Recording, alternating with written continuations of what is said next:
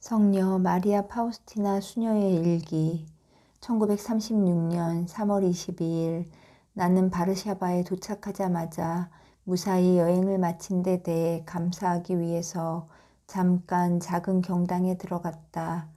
그리고 앞으로 나에게 닥칠 모든 일들을 위해서 내게 필요한 은총과 도움을 달라고 주님께 청했다. 나는 모든 일에 있어서 나 자신을 그분의 거룩한 뜻에 맡겨드렸다. 나는 이런 말씀을 들었다. 아무것도 두려워하지 마라. 모든 어려움이 다 나의 뜻을 성취하는 도구가 될 것이다. 3월 22일 아침 묵상 시간 동안에 측량할 수 없는 하느님의 위대하심을 보고 또한 동시에 그분이 당신의 피조물들에게로 당신을 그처럼 겸손히 낮추시는 것을 보았다. 그 순간 하느님의 현존이 아주 특별한 방법으로 나를 감쌌다. 그러자 나는 하느님의 어머니를 보았는데 그분께서 내게 이렇게 말씀하셨다. 오, 하느님의 은총이 주시는 영감을 충실히 따르는 영혼이 하느님을 얼마나 기쁘게 해드리는지. 나는 이 세상에 구세주를 주었다. 그러니까 너도 이 세상에 그분의 위대한 자비에 대해서 이야기해 주어야 하고 또 이 세상을 그분의 재림을 위해서 준비시켜야 한다. 이제 두 번째로 오시는 그분은 자비로운 구세주가 아니라 정의의 심판자이시다. 오, 그날이 얼마나 무서울 것인지. 그날은 정의의 날, 거룩한 분노의 날이 될 것이다. 천사들도 그 앞에서는 벌벌 떤다. 아직 자비를 구할 수 있는 시간이 남아있는 동안에 영혼들에게 이 위대한 자비에 대해서 이야기하여라. 만일 내가 지금 침묵을 지킨다면 그 무서운 날에 너는 아주 많은 영혼들에 대하여 책임져야 할 것이다. 아무것도 두려워하지 말고 끝까지 충실하여라. 내가 너와 함께 할 것이다. 내가 발렌도프에 도착했을 때 수녀들 중에 하나가 나를 이런 말로 환영했다. 수녀님, 당신이 이제 여기 우리에게로 왔으니 모든 것이 다 잘 되어 갈 것입니다. 나는 그에게 말했다. 수녀님, 왜 그런 말을 하십니까? 그 수녀는 자기 영혼 안에서 그런 것을 느꼈다고 대답했다. 그 수녀는 아주 단순하고 예수님의 마음을 기쁘게 해드릴 줄 아는 그런 사람이었다. 그 수녀원은 참으로 경제적으로 심한 공경에 처해 있었다. 나는 여기서 이 모든 것을 다 말하지는 않겠다. 고해성사를 준비하면서 나는 성체 안에 숨어 계신 예수님께 말씀드렸다. 예수님, 간절히 청하오니 이 사제의 입을 통해 저에게 말씀해 주십시오. 그러면 그것이 저에게는 하나의 표지가 될 것입니다. 왜냐하면 이 사제는 주님께서 제가 자비의 수도회를 창설하기를 원하시는 것을 모르기 때문입니다. 이 사제가 이 자비에 대해서 무엇인가 저에게 말하도록 해 주십시오. 내가 고해소에 들어가서 나의 고백을 시작하였을 때 그 사제는 나의 고백을 가로막으면서 하느님의 위대한 자비에 대해서 이야기하기 시작했다. 그리고 그 사제는 자비에 대해서 아주 강력하게 말했다. 나는 그때까지 그렇게 단호하게 말하는 사람을 본 적이 없었다. 그리고 그는 내게 물었다. 수녀님은 주님의 자비가 그분의 다른 모든 업적들을 합친 것보다 더 크다는 것을 아십니까? 자비는 그분이 이루신 모든 업적들의 왕관입니다. 나는 하느님께서 그 사제의 입을 통해서 하시는 말씀들을 주의 깊게 듣고 있었다. 나는 고해소 안에서 사제의 입술을 통해서 말씀하시는 분은 언제나 하느님이시라는 것을 믿고 있었지만 그날 나는 아주 특별한 방법으로 이것을 체험했다. 나는 내 영혼 안에서 진행되고 있는 신성한 삶에 대해서는 아무것도 말하지 않고 다만 나의 잘못들만을 고백했지만 그 사제는 내 영혼 안에 있는 것들에 대해서 아주 많이 이야기했고 또 나에게 하느님의 영감을 충실히 따라야 한다는 의무를 지워주었다. 그는 내게 말했다. 당신은 하느님께서 주시는 모든 영감에 충실히 응답하셨던 하느님의 어머니와 평생을 함께 살아가게 될 것입니다. 오, 저의 예수님, 주님의 선하심을 어느 누가 제대로 다 알 수 있겠습니까? 예수님, 주님의 뜻과 일치하지 않는 모든 생각들을 제게서 몰아내어 없애주십시오. 이 자비의 사업 이외에는 저를 이 땅에 묶어놓는 것이 아무것도 없다는 것을 저는 압니다. 목요일 저녁 성체조배 시간에 나는 매를 맞으시고 고문당하시는 예수님을 배웠다. 그분은 내게 말씀하셨다. 내 딸아, 나는 내가 아주 지극히 작은 일에서도 너의 고해 신부에게 의지하기를 바란다. 너의 가장 커다란 희생일지라도 내가 만일 고해 신부의 허락 없이 행했다면 나를 기쁘게 하지 못한다. 반면에 만일 내가 그의 허락을 받고 했다면 너의 아주 지극히 작은 희생도 내 눈에는 아주 큰 가치를 갖는 것이다. 아무리 위대한 일이라도 만일 그것이 자기 뜻에서 행한 것이라면 내 눈에는 아무런 가치도 없는 것이다. 그런 일들은 대개 나의 뜻에 맞지 않는 것이며 상을 받기보다는 벌을 받게 될 것이다. 한편 내가 고해 신부의 허락을 받고 한 아주 작은 너의 행동들은 내 눈을 기쁘게 하고 나에게 더할 나위 없이 귀한 것이 된다. 너는 언제나 이 교훈을 든든히 지켜야 한다. 그리고 언제나 깨어서 지켜라. 이 사업으로 인해 많은 영혼들이 지옥의 문에서 돌아서서 나의 자비를 경배할 것이기 때문에 지옥 전체가 힘써 내게 대항할 것이다. 아무것도 두려워하지 마라. 내가 너와 함께 있기 때문이다. 너는 너 혼자서는 아무것도 할 수 없다는 것을 명심하여라. 첫 금요일날 영성체를 하기 전에 나는 아주 큰 성읍이 거룩한 성체들로 가득 차 있는 것을 보았다. 누군가 그 성읍을 내 앞에 놓았고 나는 그것을 받아들었다. 그 성읍 안에는 1000개의 살아있는 성체들이 들어있었다. 그때 나는 이런 목소리를 들었다. 이 성체들은 이번 사순절 동안에 내가 진정한 회개의 은총을 얻어준 영혼들이 받아 모신 성체들이다. 그것은 성금요일 바로 일주일 전이었다. 나는 영혼들을 위해서 나 자신을 비우면서 그날을 아주 깊은 내적 명상 속에서 보냈다. 오, 불멸의 영혼들을 위해서 나 자신을 비운다는 것은 얼마나 기쁜 일인가. 나는 미랄이 음식이 되기 위해서는 맷돌 사이에서 부서져야만 한다는 것을 안다. 나 또한 교회와 영혼들을 위해서 쓸모가 있으려면 비록 외적으로는 아무도 나의 희생을 눈치채지 못한다고 하더라도 부서져야만 한다. 오 예수님, 저도 외적으로는 누구의 눈에도 인정받지 못한 채 이 작은 제병처럼 숨어 지내고 싶습니다. 그래도 저는 주님께 봉헌된 성체입니다. 성지주일, 이 주일날에 나는 특별한 방식으로 가장 감미로우신 예수 성심께서 느끼시는 감정들을 체험했다. 내 영은 예수님께서 계신 곳에 있었다. 나는 새끼 당나귀를 타신 예수님을 보았고 제자들과 많은 군중들이 손에 나뭇가지들을 들고 즐겁게 주 예수님과 함께 가는 것을 보았다. 어떤 이들은 당나귀를 타고 가시는 예수님의 발 아래 나뭇가지를 깔아드리기도 했다. 모두 매우 기뻐서 어떻게 할 줄을 몰라 하는 가운데 주님 앞에서 껑충껑충 뛰기도 하고 뛰어오르기도 하면서 나뭇가지를 공중으로 높이 흔들었다. 나는 또 한 무리의 사람들이 예수님을 마중 나온 것을 보았다. 그들 역시 손에 나뭇가지들을 들고 흔들면서 기쁜 얼굴로 끊임없이 환희에 찬 함성을 외치고 있었다.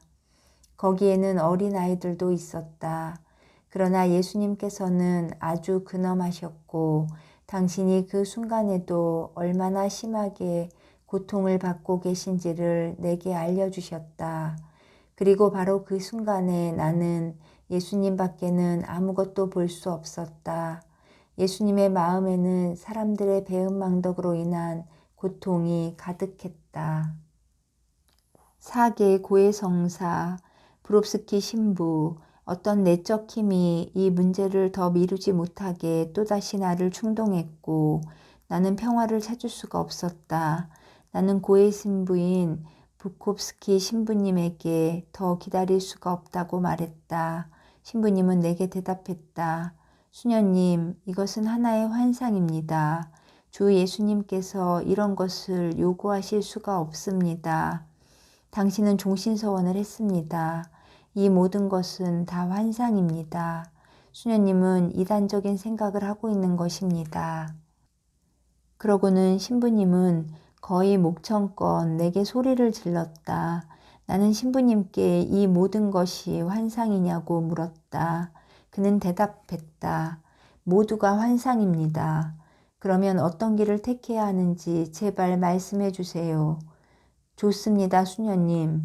당신은 절대로 아무런 영감도 따라가서는 안 됩니다. 수녀님은 자신의 정신에서 이 모든 것들을 분리하고 영혼 안에서 듣는 소리에 주의를 기울이지 마십시오. 그리고 수녀님의 외적인 의무를 잘 수행하도록 하십시오. 이런 환상이나 영감에 연연해하지 말고 그것들을 수녀님의 정신 밖으로 완전히 밀어내버리고 생활하십시오. 나는 대답했다. 좋습니다. 지금까지는 저는 제 양심을 따랐습니다. 그러나 이제는 신부님께서 나의 내적인 소리에 주의를 기울이지 말라고 명하시니 저는 그렇게 하겠습니다. 그는 말했다. 만일 예수님께서 수녀님에게 무슨 말씀을 하시거든 내게 알려주십시오. 그러나 수녀님은 어떤 행동도 해서는 안 됩니다. 나는 대답했다. 좋습니다. 저는 순명하도록 노력하겠습니다. 나는 신부님이 왜 그렇게 가혹했는지 이해할 수가 없다. 내가 고해소에서 나올 때 수만 가지의 생각들이 내 영혼을 압박했다. 무엇 때문에 진실해야 할 것인가? 내가 이야기한 것들은 죄가 아니었으므로 내게는 그것을 신부님에게 말할 의무가 없다. 그러면서도 한편으로는 외적으로 모든 일들이 잘 되어가는 한 내적인 것에 주의를 더 기울이지 않아도 되니까 얼마나 잘된 일인가 하는 생각도 들었다. 이제는 내게 그처럼 심한 굴욕을 체험하게 했던 내적인 소리를 따르지 않아도 되고 아무 것에도 주의를 기울이지 않아도 된다. 이제부터 나는 자유로운 것이다. 그런데 또 다른 한편으로는 이상한 통증이 내 영혼을 사로잡았다. 그러면 나는 내가 그렇게도 간절히 갈망하는 그분과 더 사귈 수 없다는 말인가? 내 영혼의 힘 전부인 그분을 나는 울부짖기 시작했다. 오 예수님, 저는 누구에게로 가야 합니까? 고해 신부의 금지 명령 이후 크나큰 어둠이 내 영혼을 덮쳤다. 나는 고해 신부의 금지 명령을 깨뜨리게 하는 내적 소리를 듣게 될 것 같아서 두려웠다. 그러면서도 나는 또다시 하느님이 그리워서 죽을 것 같았다. 나의 내면은 그 자신의 의지를 완전히 하느님께 넘겨드렸기 때문에 고유한 의지를 상실해버렸고 산산조각으로 찢기는 것 같았다. 그것은 성주간 수요일의 일이었다. 목요일에는 고통이 극심해졌다. 내가 묵상을 시작했을 때 나는 일종의 고뇌 속으로 빠져들어갔다. 하느님의 현존을 느끼지 못하면서 그 대신 그분의 정의가 내 위로 나를 무겁게 짓눌렀다. 마치 세상의 모든 죄악들이 나를 때려눕혀 놓은 것 같았다. 사탄이 나를 조롱하기 시작했다. 보아라, 이제 너는 영혼들을 구하기 위해서 더 노력하지 못할 것이다. 내가 어떤 보상을 받았는지 보아라. 예수가 내게 이런 것을 요구했다는 사실조차 아무도 믿지 않을 것이다. 지금 내가 얼마나 고통을 받고 있는지를 보아라. 그리고 내가 앞으로 얼마나 더 많은 고통을 받아야 할지도 생각해 보아라. 무엇보다도 이제는 그 고의 신부가 너에게 이 모든 것들을 하지 않아도 된다고 했다. 외적으로 모든 일들이 잘 되어 가는 한 이제 나는 내가 원하는 대로 살 수 있다. 이런 끔찍한 생각들이 1시간 내내 나를 괴롭혔다. 미사 시간이 가까워지자 고통이 내 마음을 꽉 죄었다. 그렇다면 나는 이 수도회를 떠나야 하는가? 신부님이 이것은 일종의 이단이라고 했으니 그렇다면 나는 교회로부터도 떨어져 나가야 하는가? 나는 마음속에 슬픈 목소리로 주님께 외쳤다. 예수님, 저를 구해 주십시오. 그래도 한 줄기의 빗살도 내 영혼 안으로 들어오지 않았고 나는 내 힘이 모두 빠져나가는 것을 느꼈다. 마치 몸이 영혼에게서 떨어져 나가는 것 같았다. 나는 하느님의 뜻에 맡겨드리면서 반복해서 말씀드렸다. 오 하느님, 무엇이라도 주님께서 결정하신 대로 저에게 해주십시오. 제 안에 있는 아무것도 이제는 저의 것이 아닙니다. 그때 갑자기 하느님의 현존이 나를 감싸면서 나의 뼛속 구석구석까지 파고들었다. 이것은 내가 영성체를 하는 순간에 벌어진 일이었다. 영성체를 한 후에 나는 내 주위의 모든 것을 의식하지 못했고 내가 어디에 있는지도 알지 못했다. 그때 나는 초상화에 그려진 모습대로의 주 예수님을 보았고 그분은 나에게 말씀하셨다. 고해 신부에게 가서 이 일은 나의 일이고 나는 너를 하나의 비천한 도구로 사용하고 있다고 말해라. 그래서 나는 말씀드렸다. 예수님, 저는 주님께서 저에게 명령하시는 일들을 하나도 할 수 없습니다. 왜냐하면 저의 고해 신부님이 이 모든 것이 다 환상이라고 하셨고 주님의 명령은 무엇이든 따르지 말라고 하셨기 때문입니다. 지금 주님께서 저에게 하라고 하시는 일은 아무것도 하지 않겠습니다. 저의 주님, 죄송합니다. 저는 아무것도 할 수가 없습니다. 저는 저의 고해 신부에게 순명해야 합니다. 예수님, 저는 진정으로 주님의 용서를 청합니다. 주님은 제가 이것 때문에 얼마나 고통을 받는지 잘 아십니다. 그러나 예수님, 어떻게도 할 수가 없습니다. 고해 신부님이 제게 주님의 명령을 따르는 일을 허락하지 않습니다.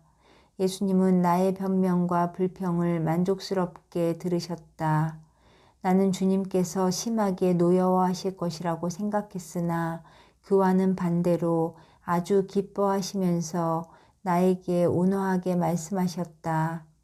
내가 내게 말하는 것들과 행하라고 명령하는 것들을 언제나 모두 고해 신부에게 말해라. 그리고 너는 그 중에서 해도 된다는 허락을 받은 일만 행하도록 해라. 실망하지 마라. 그리고 아무것도 두려워하지 마라. 내가 너와 함께 있다. 나의 영혼은 기쁨으로 가득 찼고 모든 괴로운 생각들은 사라졌다. 확신과 용기가 내 영혼 안으로 들어왔다.